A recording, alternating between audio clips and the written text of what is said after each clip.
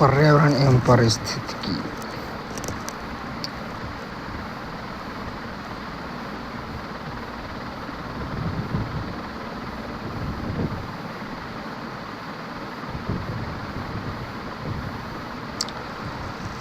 पर्यावरण और पारिस्थितिकी तंत्र की मुख्य अवधारणाएं।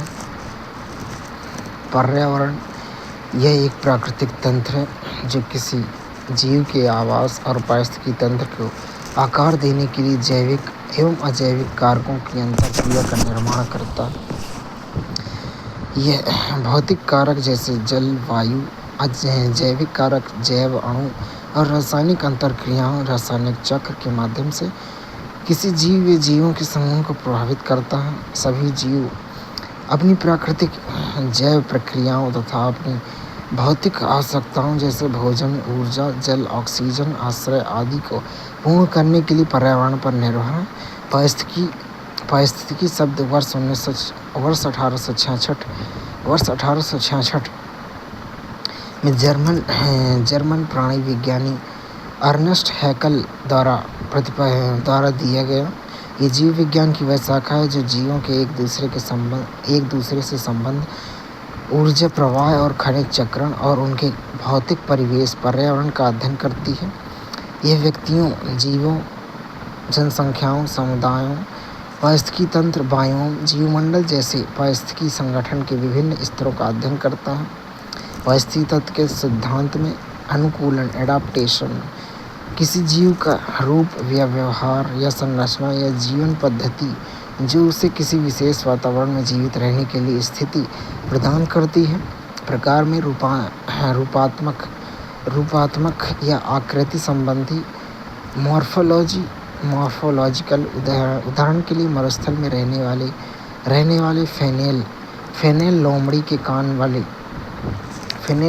के कान बड़े होते हैं जो इसके शरीर से ऊष्मा विकिरण की अनुमति देकर उसके शीतलन में सहयोग करते हैं। शीत जलवायु के स्तनधारियों में ऊष्मा हानि को न्यूनतम करने के लिए आमतौर पर कान और अंग छोटे होते हैं। इसे एलन का नियम कहा जाता है। शारीरिक फिजियोलॉजिकल। उदाहरण के लिए कई जंतु अपने शिकार को पकड़ने के लिए तथा स्वयं को सुरक्षित रखने के लिए या शिकारियों से बचने के लिए जहर उत्पन्न करते हैं। व्यवहार संबंधी बिहेवियरल। शीतकालीन उत्तरजीविता तकनीकी के रूप में शीत निष्क्रियता, हाइबरनेशन। उदाहरण के लिए चरणबद्ध। उदाहरण के लिए चमगादड़, भालू और कृंतकों, रोडेंट्स में शीत निद्रा की घटना देखी जाती है। विभिन्नताएं, वेरिएशन, ये किसी जनसंख्या के भीतर व्यक्तियों के मत आनुवंशिक या शारीरिक लक्षणों में अंतर को संदर्भित करता है, जिसमें जीनों और उनके संयोजनों में होने वाली भिन्नताएं शामिल हैं। उत्परिवर्तन, जलवायु परिवर्तन, भौगोलिक अवरोध आदि समय के साथ भिन्नताएं प्रदर्शित करते हैं। वह प्रक्रिया जिसमें जीव नई पर्यावरणीय चुनौतियों या नए पर्यावरणीय निकेतों के तहत पैतृक प्रजाति के नए रूपों में विविधता लाते हैं। प्रजातिकरण, स्पेसिएशन, नई प्रजातियों के निर्माण की प्रक्रिया। एक प्रजाति में कई समूह शामिल होते हैं। प्रायः भौगोलिक अवरोधों के कारण अलग अलग समूह भिन्न या पृथक आइसोलेटेड हो जाते हैं। एक अवधि के बाद भौगोलिक पृथक्करण प्रजाति की ओर ले जाता है, अर्थात भौगोलिक प्रजातिकरण या एलोपेट्रिक प्रजाति, सिम्पेट्रिक प्रजातिकरण। अंतर प्रजनन के कोई भौतिक अवरोध न होने के बावजूद कई प्रजातियां स्वतः ही शायद विभिन्न खाद्य स्रोतों के कारण विकसित हो जाती हैं। उत्परिवर्तन, म्यूटेशन, आनुवंशिक सामग्री में परिवर्तन जो डीएनए प्रतिकृति में त्रुटि के परिणाम स्वरूप होते हैं, जिनमें नए जीन का विकास होता है। उपर्युक्त के परिणाम स्वरूप एक ही प्रजाति के सदस्य भिन्नता प्रदर्शित करते हैं और एक समान नहीं होते हैं। प्राकृतिक चयन, नेचुरल सिलेक्शन, डार्विन और वालेस द्वारा प्रस्तावित ये एक ऐसी प्रक्रिया है जिसके द्वारा प्रजातियां अपने पर्यावरण के प्रति अनुकूलित हो जाती हैं। एक विकासवादी क्षमता, इवोल्यूशनरी फोर्स, जो विविधताओं के बीच चयन करती है, यानी ऐसी जीन जो जीव को जीवित रहने, प्रजनन आयु तक पहुँचने और अपनी संतानों को उपयुक्त अनुकूलन प्रदान करने में बेहतर संभावना रखने में मदद करते हैं। उद्विकास इवोल्यूशन वह प्रक्रिया जिसके द्वारा जीवित जीव समय के साथ जीनोम में परिवर्तन के माध्यम से बदलते हैं। यह नई प्रजातियों को जन्म दे सकते हैं और प्राकृतिक चयन, विविधता आदि के माध्यम से जीव को वर्तमान पर्यावरण के लिए उपयुक्त बना सकते हैं। चार्ल्स डार्विन और अल्फ्रेड वालेस 1859 ईस्वी में उद्विकास का सिद्धांत प्रतिपादित किया। इस सिद्धांत को आनुवंशिकी में प्रगति के आलोक में विस्तारित किया गया और इसे नव डार्विनवाद के रूप में जाना जाता है। विलोपन, एक्सटिंक्शन, पृथ्वी से किसी प्रजाति का पूरी तरह से विलुप्त होना। यह मुख्य रूप से पर्यावरणीय परिवर्तनों, जैविक प्रतिस्पर्धा या बदलते पर्यावरण से निपटने के लिए पर्याप्त तेजी से विकसित होने में असमर्थता के कारण होता है। वर्तमान में छठा सामूहिक विलोपन, सिक्स्थ मास एक्सटिंक्शन, मानवजनित विलोपन प्रगति पर है, जो मानव द्वारा प्राकृतिक संसाधनों के अत्यधिक दोहन या दुरुपयोग, प्राकृतिक आवासों के विखंडन या हानि, पारिस्थितिकी तंत्र के विनाश, प्रदूषण और वैश्विक जलवायु परिवर्तन के कारण और बढ़ गया है। कुछ विलुप्त प्रजातियां उनके विलुप्त होने के कारण, डोडो पक्षी विलुप्त 1681 में विलुप्त हो गया। पर्यावास मॉरिशस वन में, और विलुप्त होने के कारण मानव द्वारा अत्यधिक शिकार और पुनः स्थापित प्रजातियां जैसे चूहे, सुअर का शिकार।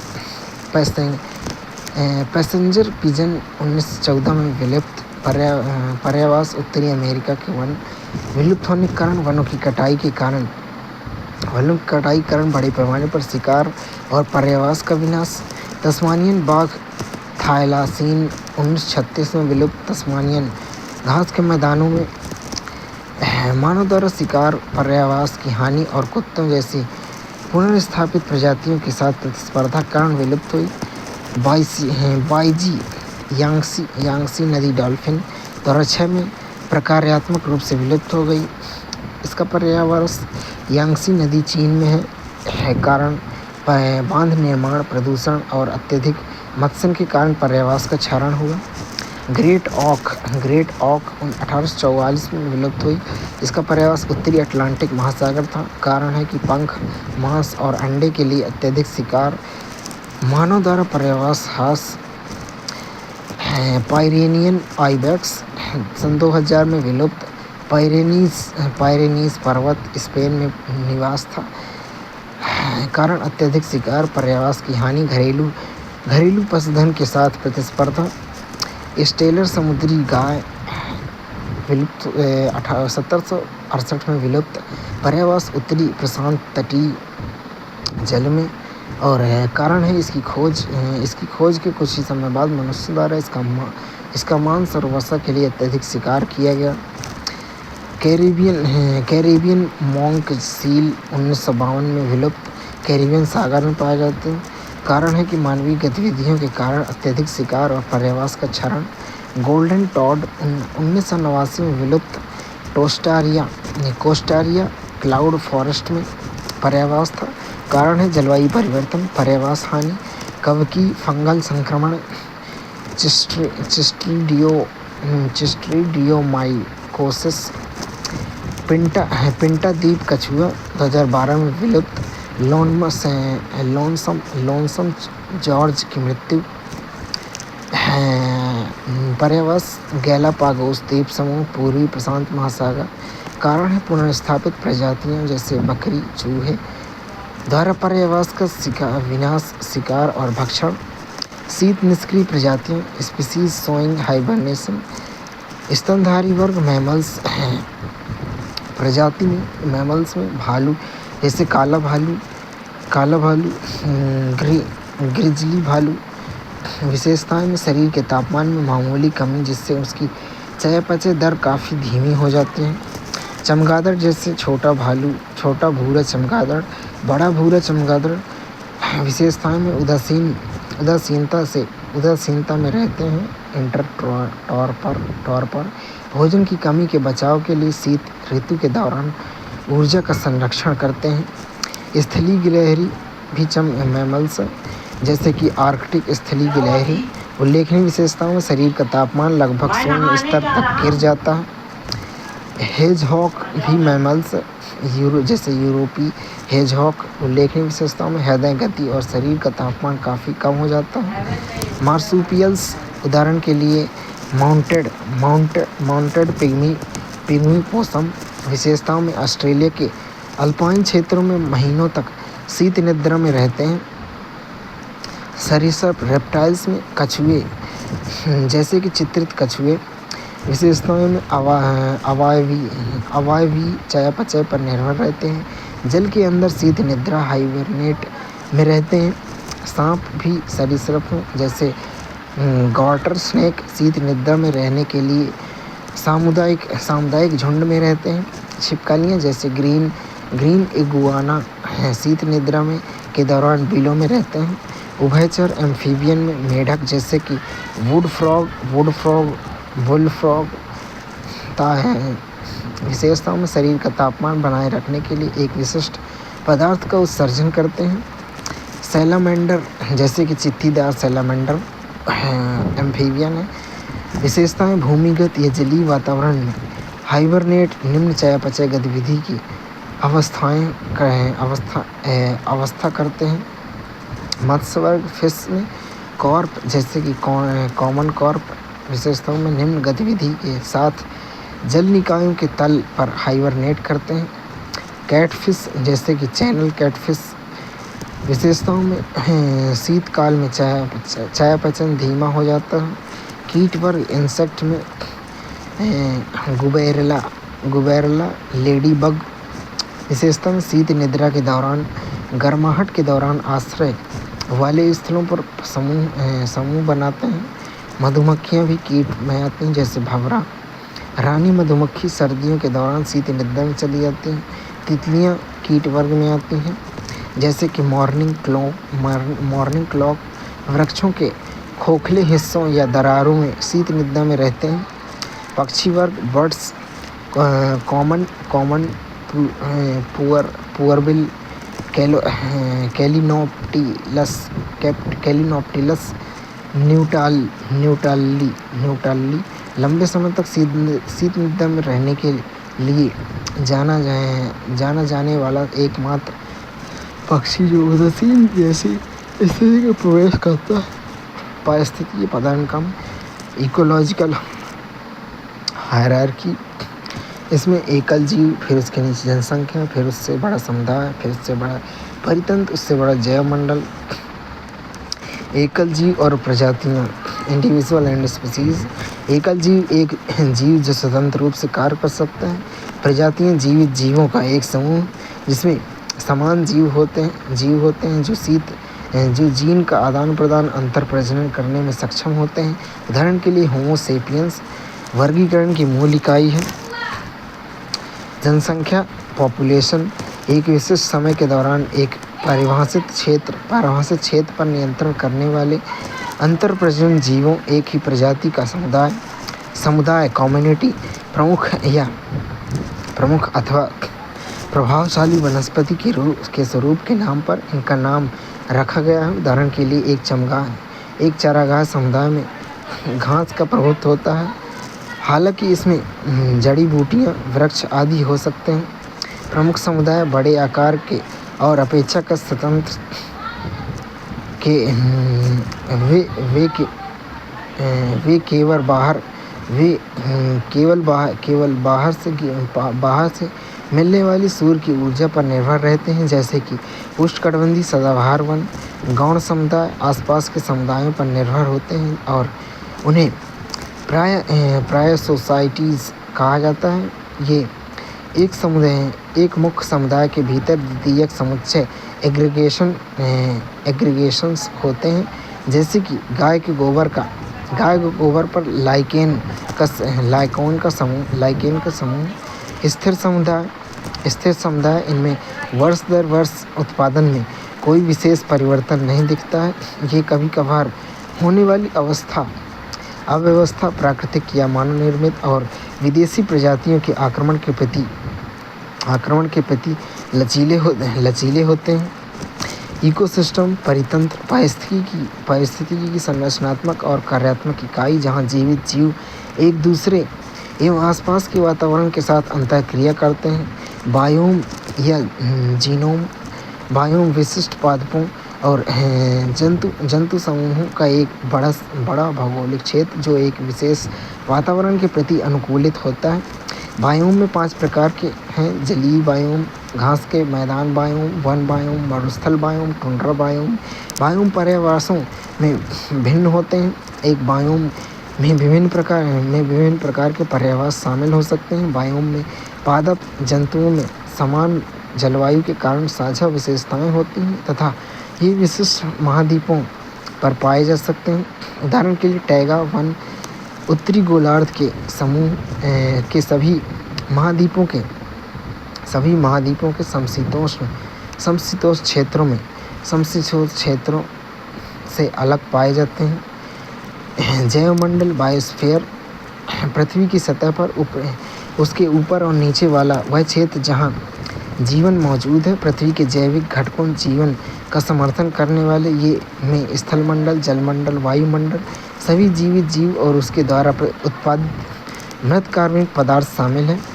उत्तरी और दक्षिणी ध्रुव अत्यधिक ऊंचे पर्वतों एवं अत्यधिक गहरे महासागरों विपरीत परिस्थितियों के चरम एक्सट्रीम्स पर अनुपस्थित हैं। कभी कभी कवक बैक्टीरिया के जीवाणु 8000 मीटर से अधिक की ऊंचाई पर पाए जाते हैं, लेकिन ये चयापचय के रूप में निष्क्रिय सुस्त जीवन होते हैं। पारिस्थितिकी निकेत है किसी प्रजाति की उसके पर्यावास या पारिस्थितिकी तंत्र में अद्वितीय कार्यात्मक भूमिका और स्थिति। किसी पर्यावास में कोई भी 2 प्रजाति एक दूसरे के साथ प्रतिस्पर्धा के कारण एक ही स्थान पर नहीं रह सकती हैं जब तक कि उसमें से एक विस्थापित ना हो जाए। निकेत के घटक पर्यावास वह भौतिक वातावरण जहाँ प्रजातियाँ रहती हैं, संसाधन, भोजन, जल, पोषण तत्व जो प्रजातियाँ उपभोग करती हैं, अंतरक्रिया, अन्य प्रजातियों के साथ संबंध जैसे प्रतिस्पर्धा, भक्षण या सहजीविता। पारिस्थितिकी तंत्र में भूमिका प्रजातियाँ तो पारिस्थितिकी कार्य करती हैं, जैसे कि परागण या बीज प्रसार। जीवों के संरक्षण में निकेत ज्ञान एक आवश्यक भूमिका निभाता है। मैंग्रोव खारे अंतर्ज्वारीय क्षेत्रों में अपने निकेत निर्मित करते हैं, समुद्र तट को स्थिर करते हैं और जलीय जैव विविधता का समर्थन करते हैं। मधुमक्खियाँ पादपों के प्रजनन के लिए आवश्यक परागण की क्रिया में महत्वपूर्ण भूमिका निभाती हैं। निकेत के प्रकार: मूल निकेत, फंडामेंटल निकेत। यह उन परिस्थितियों के पूरे स्पेक्ट्रम की जांच करती हैं जिसमें एक निश्चित प्रजाति जीवित रहने, बढ़ने और प्रजनन करने में सक्षम हो सकती है। यह प्रतिस्पर्धा जैसी जैविक पारिस्थितिकी अंतरक्रियाओं को ध्यान में नहीं रखता। वास्तविक निकेत, रियलाइज्ड निकेत, विशेष पारिस्थितिकी प्रक्रिया जहाँ एक प्रजाति सह-अस्तित्व में रहती है, उन्हें वास्तविक निकेत के रूप में जाना जाता है।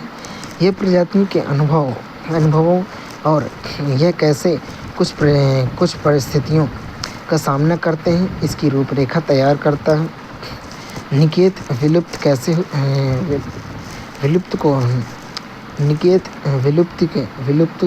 विलुप्ति को कैसे प्रभावित करता है। विशेषीकृत निकेत, स्पेशलाइज्ड निकेत। स्पष्टीकरण और उदाहरण में विशेषीकृत निकेतों वाली प्रजातियां विशिष्ट परिस्थितियों और संसाधनों के लिए अत्यधिक अनुकूलित होती हैं। उदाहरण के लिए, यदि बांस के वन समाप्त हो जाएं तो बांस पर निर्भर विशाल पांडा के विलुप्त होने का खतरा अधिक होगा। प्रतिस्पर्धा कंपटीशन: जब कई प्रजातियां एक ही निकेत के लिए प्रतिस्पर्धा करती हैं तो कमजोर प्रतिस्पर्धा पीछे रह सकते हैं और उनका पतन हो सकता है।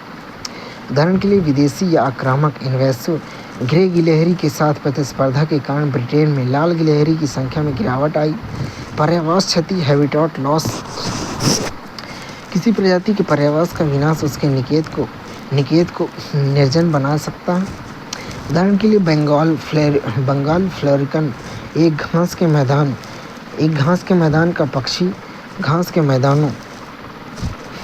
मैदानों के पर्यावासों के विनाश के कारण विलुप्त होने के खतरे का सामना कर रहा है।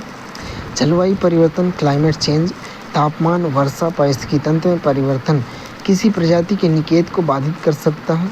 ध्रुवीय भालू को आर्कटिक की बर्फ के सिकुड़ने और जल स्तर में वृद्धि से विलुप्त होने का खतरा है।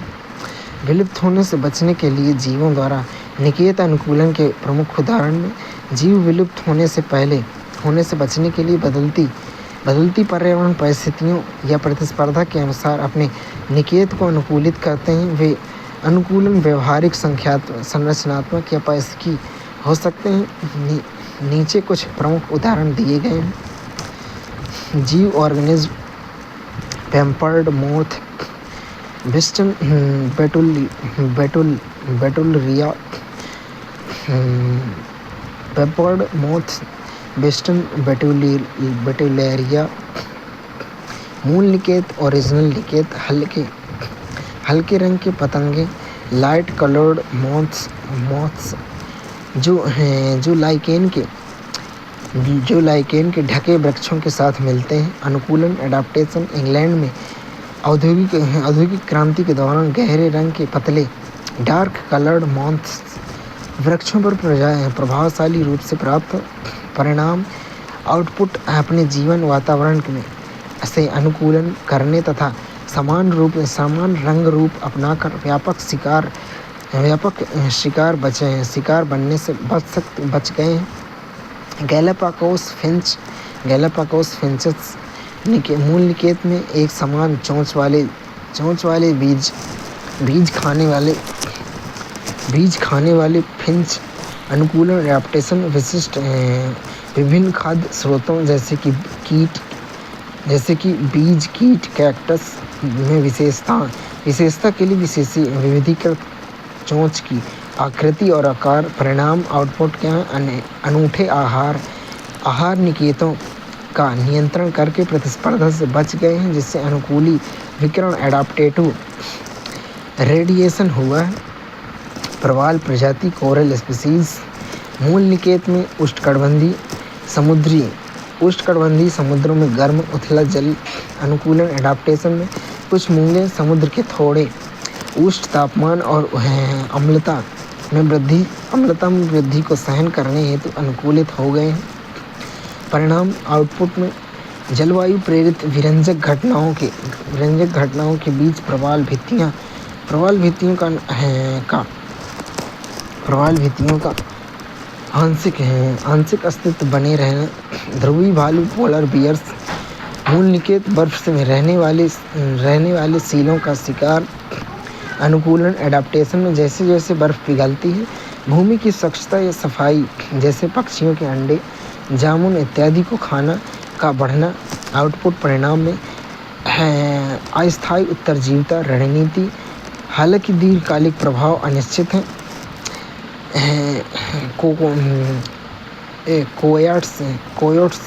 कोयोट्स, कैनिन लैंट्रॉन्स उत्तरी अमेरिका के मैदानों के घास भूमि में मूल निकेत है।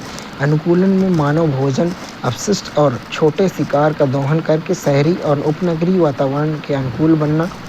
परिणाम मानव विकास के प्रभुत्व वाले क्षेत्रों में जनसंख्या का विस्तार। सिक्लिड मछली मूल निकेत में अफ्रीका के झीलों के अलग अलग गहराई और भोजन संबंधी प्राथमिकताएं। अनुकूलन, एडाप्टेशन में प्रतिस्पर्धा से बचने के लिए विशिष्ट आहार रणनीतियाँ जैसे शैवाल, कवक या घोंघे खाना। परिणाम में विक्टोरिया झील जैसी झीलों में निकेत विभेदन के माध्यम से उच्च जैव विविधता। कंगारू चूहे मूल निकेत में उत्तरी अमेरिका में शुष्क मरुस्थलीय क्षेत्र। अनुकूलन, एडाप्टेशन में शिकारियों और निर्जलीकरण से बचने के लिए कुशल जल प्रतिधारण क्षमता और रात्रिचर विशेषताएं विकसित की हैं। परिणाम में जल की हानि को कम करके अत्यधिक शुष्क वातावरण में जीवित रहना। हमिंग बर्ड के मूल निकेत में वनों के सामान्य पराग नेक्टर्स स्रोतों पर भोजन निर्भरता अनुकूलन में विशिष्ट पुष्पों तक पहुंचने के लिए चोंच की विशिष्ट आकृति जिसमें अन्य पक्षियों के साथ प्रतिस्पर्धा को कम किया जा सके। आउटपुट क्या है? पारस्परिक अस्तित्व सुनिश्चित करने के लिए विशिष्ट पादपों के साथ सह उद्विकास। प्राकृतिक पर्यावास हैबिटेट में भौतिक पर्यावरण जिसमें कोई जीव निवास करता है। सामान्य आवश्यकताओं के आधार पर अनेक जीव एक ही पर्यावास साझा कर सकते हैं। अनेक पर्यावास मिलकर पर्यावरण का निर्माण करते हैं। सभी पर्यावरण का निर्माण करते हैं जबकि सभी पर्यावास नहीं होते हैं। जनसंख्या के माध्यम से उष्णता प्राप्त करना। गार्टर सांप अपने शरीर में स्वयं गर्मी उत्पन्न नहीं कर सकते हैं, इसलिए वे शीत ऋतु में ठंड से बचने और सामूहिक गर्मी कलेक्टिव वार्मथ उत्पन्न करने के लिए हजारों की संख्या एक दूसरे से सट कर रहते हैं, जिससे बीच में मौजूद सांप ठंड के कारण जमने से बचे रहते हैं। यह एकता के साथ और सामूहिक प्रयास कलेक्टिव एफर्ट से जीवित रहने का एक शानदार उदाहरण है। इकोटोन और कोर प्रभाव। एज इफेक्ट इकोटोन दो बायोम के बीच का संक्रमण क्षेत्र जहां दो समुदाय मिलते हैं और एकीकृत होते हैं। इसमें दोनों पारिस्थितिकी तंत्रों की विशेषताएं शामिल होती हैं, जैसे मैंग्रोव वन समुद्री और स्थलीय पारिस्थितिकी तंत्र के बीच, घास का मैदान वन और मरुस्थल के बीच। ये संकीर्ण घास के मैदान और वन के बीच या विस्तीर्ण वन और मरुस्थल के बीच हो सकते हैं। तनाव का क्षेत्र जोन ऑफ टेंशन निकटवर्ती पारिस्थितिकी तंत्र के लिए मध्यवर्ती परिस्थितियाँ। इकोटोन के निकटवर्ती पारिस्थितिकी तंत्र की व्यापक प्रजातियों में मौजूद होने के कारण प्राकृतिक पारिस्थितिकी तंत्र की तुलना में कहीं अधिक उत्पादकता होती है। बेहतर ढंग से विकसित इकोटोन में कुछ ऐसे जीव शामिल हो सकते हैं जो निकटवर्ती समुदायों से बिल्कुल अलग हो। इकोक्लाइन पारिस्थितिकी एक पारिस्थितिकी तंत्र से दूसरे पारिस्थितिकी तंत्र में क्रमिक लेकिन निरंतर परिवर्तन का क्षेत्र। प्रजातियों के संगठन के संदर्भ में दोनों के बीच कोई स्पष्ट सीमा नहीं होती कि पर्यावरणीय प्रवणता, ऊंचाई, तापमान, लवणता, गहराई इत्यादि जैसे अजैविक कारकों के क्रमिक परिवर्तन में देखने को मिलता है। कोर प्रभाव और प्रजातियां किसी भी समुदाय की तुलना में इकोटोन में विविध पारिस्थितिकी विशेषताएं की उपस्थिति। प्रजातियों की उच्च जनसंख्या घनत्व को कोर प्रभाव कहा जाता है। जो प्रजातियां इस क्षेत्र में मुख्य रूप से या सबसे अधिक मात्रा में पाई जाती हैं उन्हें कोर प्रजातियां कहा जाता है। उदाहरण के लिए स्थलीय पारिस्थितिकी तंत्र में कोर प्रभाव विशेष रूप से पक्षियों पर लागू होता है। वन और मरुस्थल के बीच के इकोटोन में पक्षियों का घनत्व अधिक होता है।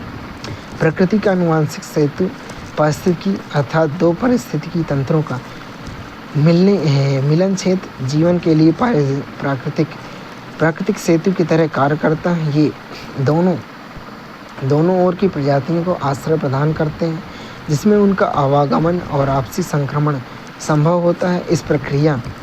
इस प्रक्रिया में जीन प्रभाव स्वाभाविक रूप से बढ़ता है और पूरे भूदृश्य की आनुवंशिक विविधता समृद्ध होती है। पारिस्थितिकी तंत्र या पारितंत्र प्रकृति की कार्यात्मक इकाई जहाँ जीवित प्राणी आपस में और आसपास के भौतिक वातावरण में रहते हैं के साथ अंतरक्रिया करते हैं और जिससे ऊर्जा का आदान प्रदान होता है। एवं विभिन्न प्रक्रियाएं जैसे कि तत्वों का चक्रण आदि पूर्ण होता है। सभी पारिस्थितिकी तंत्र पर्यावरण होते हैं, लेकिन सभी प्रकार के पर्यावरण पारिस्थितिकी तंत्र नहीं होते हैं। पारिस्थितिकी तंत्र के दो प्रमुख घटक हैं, जैविक और अजैविक। जैविक घटक बायोटिक कंपोनेंट्स। जैविक घटक एक पारिस्थितिकी तंत्र में जीवित जीवों को संदर्भित करते हैं जो एक दूसरे और उसके पर्यावरण के साथ अंतःक्रिया करते हैं। इसके उत्पादक, उपभोक्ता, अपघटक शामिल होते हैं जो पारिस्थितिकी संतुलन बनाए रखने के लिए अलग अलग भूमिका निभाते हैं। प्राथमिक उत्पादक या स्वपोषी ऑटोट्रॉप्स, ऐसे जीव जो सूर्य के प्रकाश और अकार्बनिक पदार्थों का उपयोग करके अपना भोजन स्वयं संश्लेषित या निर्मित करते हैं। उदाहरण के लिए जलीय पारिस्थितिकी तंत्र में हरे पादप, बैक्टीरिया, साइनोबैक्टीरिया, डायटम्स और सूक्ष्म शैवाल आदि उपभोक्ता या परपोषी हेटेरोट्रॉप्स, ऐसे जीव जो भोजन के लिए अन्य जीवों पर निर्भर होते हैं।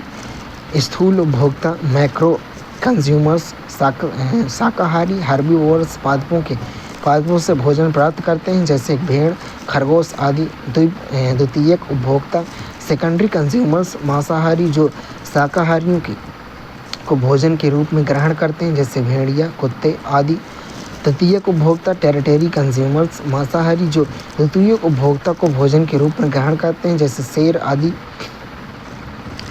सर्वाहारी ओमनिवोरस पादप और जंतुओं दोनों को भोजन के रूप में ग्रहण करते हैं जैसे मनुष्य, भालू आदि। सूक्ष्म उपभोक्ता माइक्रो कंज्यूमर्स, फैगोट्रॉप्स कार्बनिक पदार्थ ग्रहण करते हैं।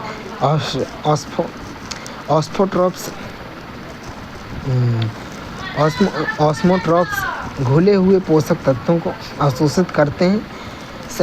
सैप्रोट्रॉप्स या विघटन, सैप्रोट्रॉप्स या डिकम्पोजर्स मृत कार्बनिक पदार्थों को ग्रहण करते हैं जैसे कवक, बैक्टीरिया आदि।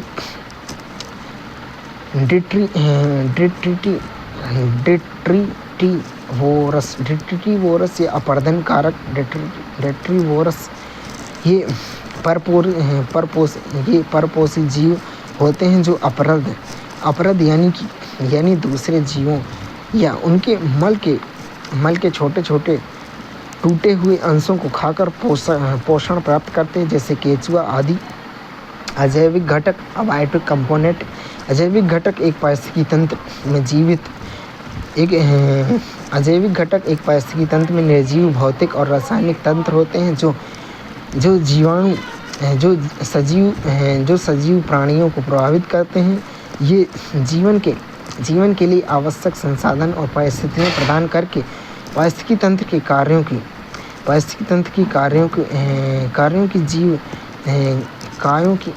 की जीव निर्मित करते हैं जैसे वायु, जल, मृदा, खनिज, सूर्य की रोशनी, तापमान, पोषक तत्व, ऊंचाई आदि। अजैविक घटक और स्थलीय स्वपोषी तंत्र पर उनके प्रभाव। अजैविक घटक में प्रकाश, एक अजैविक घटक स्थलीय स्वपोषी पर प्रभाव। इफेक्ट ऑन टेरेस्ट्रियल ऑटोट्रॉप्स, प्रकाश, तीव्र प्रकाश पादपों की जड़ों में वृद्धि को बढ़ावा देता है, तने को छोटा करता है और परिणाम स्वरूप पत्तियां छोटी या मोटी होती हैं। कम तीव्रता वाला प्रकाश पादपों की वृद्धि, पुष्प के खिलने में और फल लगने में बाधा डालता है। प्रकाश संश्लेषण में केवल लाल और नीली रोशनी ही प्रभावी होती है। नीला प्रकाश पादपों का आकार छोटा होता है। पराबैंगनी प्रकाश बौनेपन का कारण बनता है। लाल प्रकाश लंबे पांडुरित इटियोलेटेड पादपों का निर्माण होता है। तापमान, टेम्परेचर, उच्च तापमान के कारण जीवद्रव्य संबंधी प्रोटीन का जमाव ऊतकों या सूखे और नमी की कमी हो जाती है। कम तापमान पाला मृदा में नमी को कम करता है, वाष्पोत्सर्जन को बढ़ाता है तथा कोशिकाओं में जल की कमी करता है जिससे गांठों का निर्माण, कैंकर फॉर्मेशन होता है। वनस्पति विकास अवधि को कम करता है। अंकुरों को अत्यधिक निम्न तापमान और पाले से बचने के लिए सुरक्षा वातावरण के रूप में कार्य करता है। मृदा नाइट्रोजन के लिए पादपों और सूक्ष्म जीवों के बीच प्रतिस्पर्धा के कारण यह एक सीमित पोषक तत्व है। जल वाटर शारीरिक प्रक्रियाओं के लिए आवश्यक वितरण को प्रभावित करता है और पोषक तत्वों को ग्रहण करने में सहायता करता है।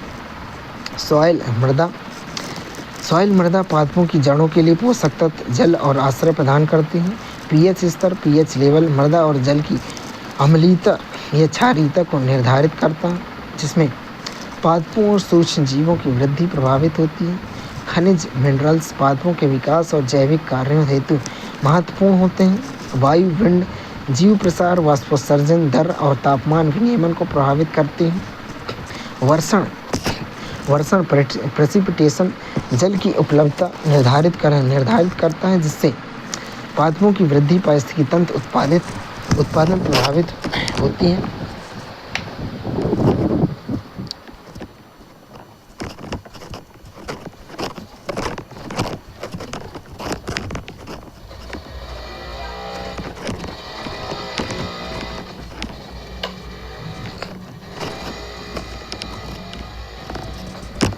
टाइम कैसा भैया? 8:46। डाईबैक शीर्षारंभी 6। ये धीरे धीरे मृत्यु वाली बीमारी है जो आमतौर पर पादपों के किसी भी हिस्से की नोक के पीछे की ओर होती है। सूखे जैसी प्रतिकूल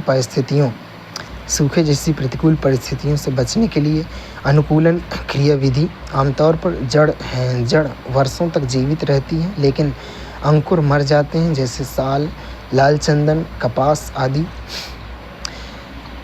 भालू अपने शरीर को पुनर्चक्रित करता है। शीत निद्रा के दौरान भालू मूत्र त्याग नहीं करते हैं, इसके बजाय उनका शरीर अपशिष्ट यूरिया को नाइट्रोजन में पुनर्चक्रित कर लेता है, जिसका उपयोग पुनः मांसपेशियों और अंगों के निर्माण में किया जाता है। इससे वे महीनों तक सोए रहने के बावजूद अपनी ऊर्जा एवं ताकत बनाए रखते हैं। पारिस्थितिकी तंत्र की प्रणाली निम्न चरणों के माध्यम से समझी जा सकती है। पारिस्थितिकी अनुक्रमण, इकोलॉजिकल सक्सेशन, ऊर्जा प्रवाह, एनर्जी फ्लो, जैव भूरासायनिक चक्र, पोषण चक्र, बायोकेमिकल साइकिल, न्यूट्रिएंट साइकिल। पारिस्थितिकी अनुक्रमण वह प्रक्रिया जहाँ बड़े पैमाने पर परिवर्तन या विनाश के कारण किसी क्षेत्र में पादप और जंतु समुदाय समय के साथ परिवर्तित होते हैं।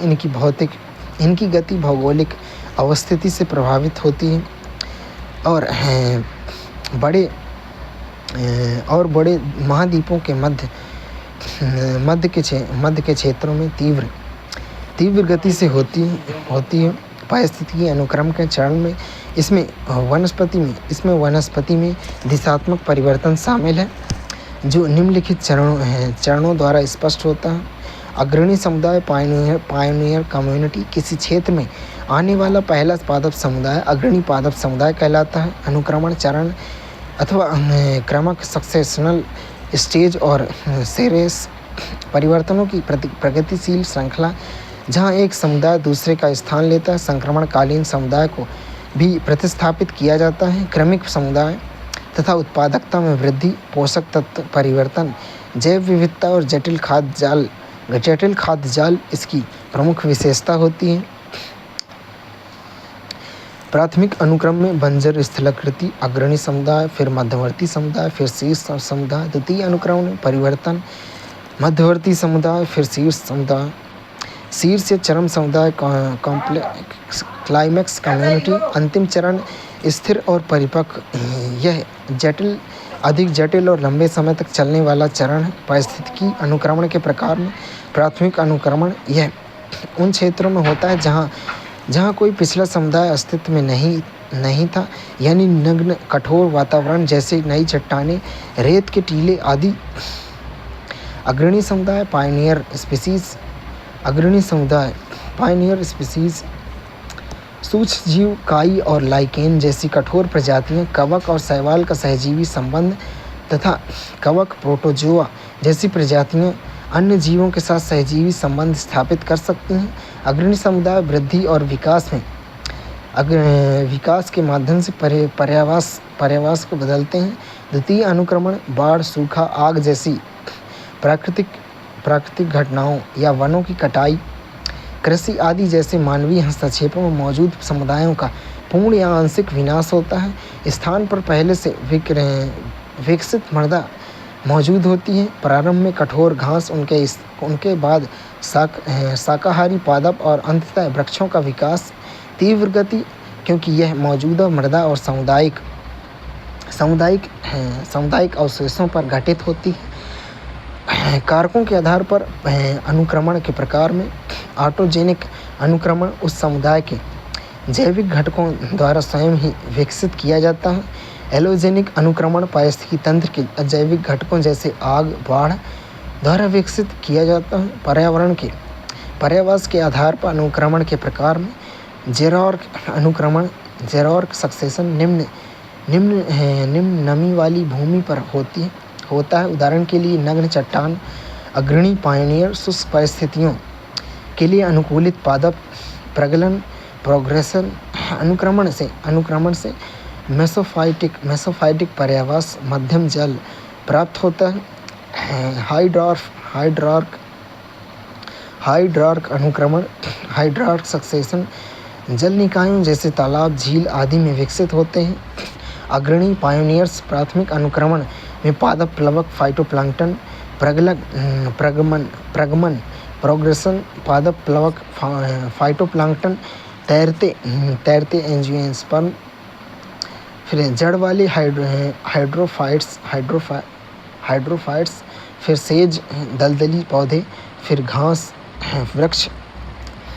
लिथोसेरे चट्टान आधारित अनुक्रमण नग्न चट्टानों पर शुरू होने वाला एक प्रकार का प्राथमिक उत्तराधिकार। उदाहरण के इसके प्रमुख चरण निम्न हैं। लाइकेन और मॉस मृदा निर्माण के लिए चट्टान को तोड़ते हैं। इसके बाद घास, झाड़ियों और वृक्षों का विकास होता है।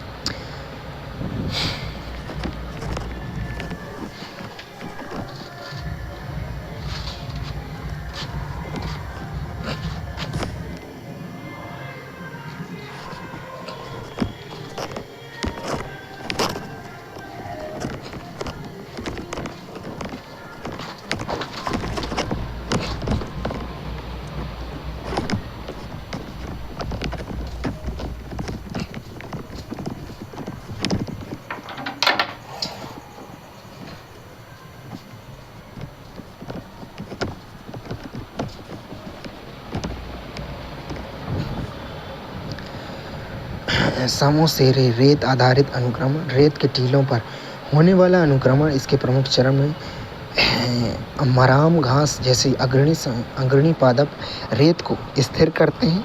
झाड़ियों और वनों का क्रमिक विकास। हेलोसेरे लवणीय जल का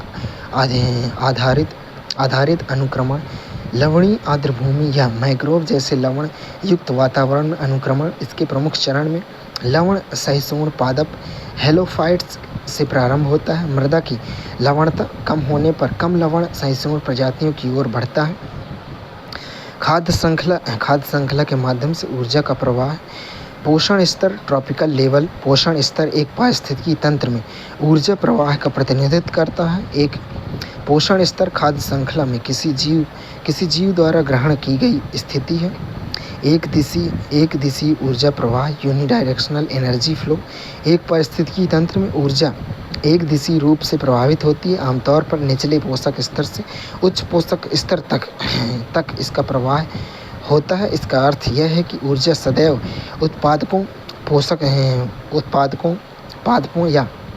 पादपों या स्वपोषी और उपभोक्ता शाकाहारी, मांसाहारी आदि से स्थानांतरित होती है तथा विपरीत दिशा में नहीं जाती है। पोषण स्तरों में ऊर्जा हानि। प्रत्येक पोषण स्तर चयापचय और अन्य जैविक गतिविधियों की प्रक्रिया के दौरान मुख्य रूप से ऊष्मा के रूप में ऊर्जा की हानि होती है।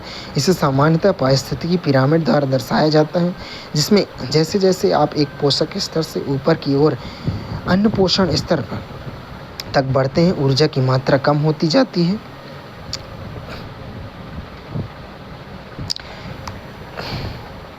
लिंडमैन